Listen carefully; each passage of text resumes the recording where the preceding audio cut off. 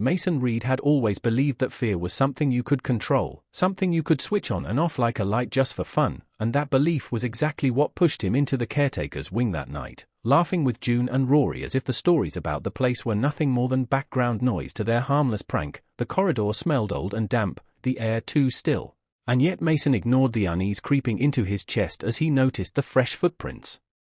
leading toward the black door at the end, smaller than they should have been and far too recent for a place no one used anymore, but pride and habit kept him moving forward, telling himself it was just another opportunity to scare someone and get a laugh, not realizing that the moment he stepped deeper into that hallway, something had already noticed him too. Inside the abandoned office, the silence felt heavier than it should have, pressing against Mason as he set up the prank, the scratched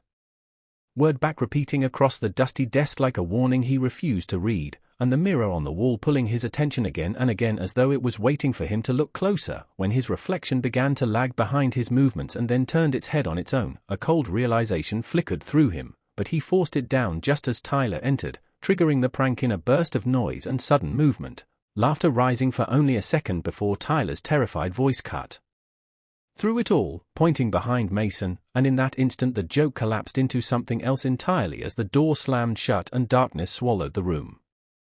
The darkness wasn't empty, it was alive with something unseen, something moving slowly across the floor as panic broke through the group, and when June's trembling phone light finally revealed the room again, Mason saw him clearly for the first time, the pale boy standing silently in the corner, watching him with an unsettling stillness that felt far older than it should have been, and as they ran, escaping into the rain, Mason couldn't shake the image of those hollow eyes fixed only on him, an awareness that followed him home and deepened when the video appeared without explanation, showing the empty room and then the mirror, where Mason still stood alone, dressed differently, staring outward like he had never left at all. Daylight didn't bring comfort, it only exposed how deeply something had begun to spread, twisting small moments into something unnatural as Tyler collapsed at school and Rory saw things that shouldn't exist, while Mason's search for answers led him to the old article about Daniel Vale, the missing student whose face matched the boy in the office perfectly, and the deeper he looked, the more the past seemed to echo into the present, until he found the photograph of his mother standing beside Daniel all those years ago, the warning written on the back hitting harder than anything else, because it meant this wasn't random, it wasn't new, and somehow, without knowing it, Mason had stepped directly into something that had been waiting for him long before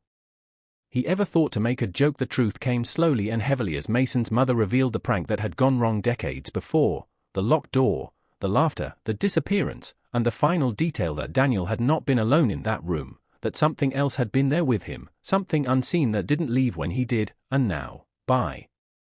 repeating the same careless act, Mason had reopened whatever had been sealed away, allowing it to move again, to reach again. And Rory's sudden disappearance and return, standing barefoot in the cold car park under a flickering light, confirmed it, his distant voice carrying a message that made everything clear in the worst possible way, that this wasn't just about what had happened before, but about what was happening now, and that Mason had become the center of it. Returning to the school felt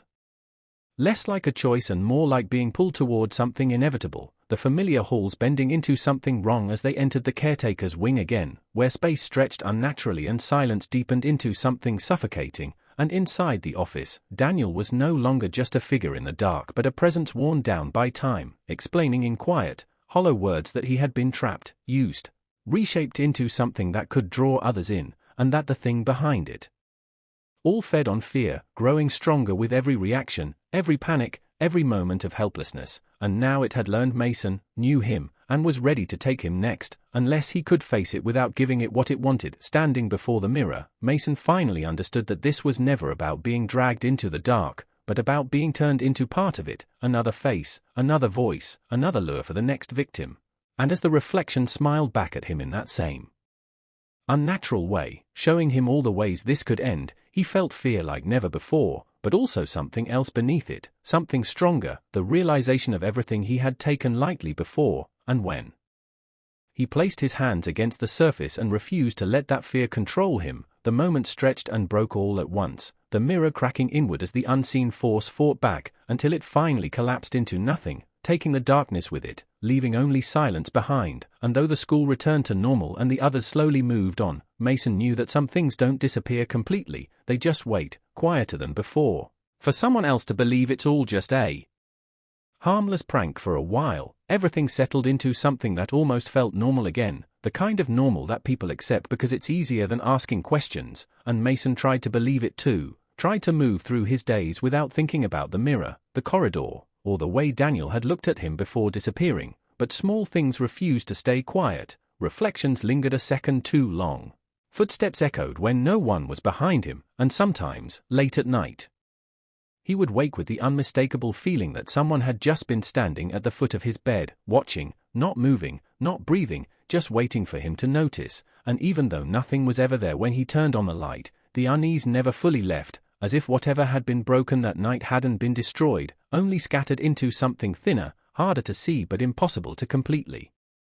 Rory was the first to admit that things still weren't right, though he said it carefully, like speaking too loudly might bring something back, describing how he sometimes heard whispers in places that should have been silent, not the chaotic noise from before, but something quieter, more focused, like a single voice trying to form words just out of reach, while June noticed changes in Mason himself, the way he paused at reflective surfaces or avoided looking too long into dark windows, and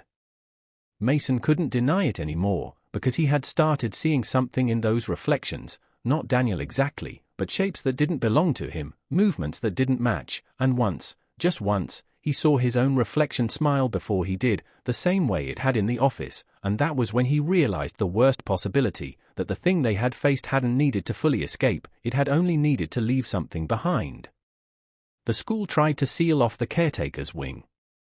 completely after the incident, reinforcing doors, boarding over entrances, removing any trace that the space had ever existed, but absence only made the stories grow stronger, and soon students began whispering again, not about Daniel this time, but about strange occurrences in entirely different parts of the building, lockers opening on their own, reflections moving wrong in classroom windows, faint writing appearing on fogged glass that vanished before anyone could read it clearly, and Mason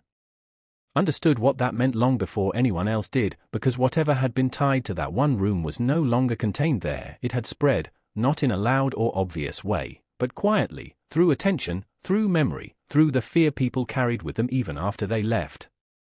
Determined not to let it grow stronger, Mason began searching for anything that might explain how to end it completely, digging deeper into old records, forgotten reports, and stories that had never been taken seriously. And what he found was worse than he expected, because Daniel Vale hadn't been the first, just the most recent case that had been noticed. Scattered references pointed to similar incidents decades apart, always tied to pranks, always involving fear, always leaving behind the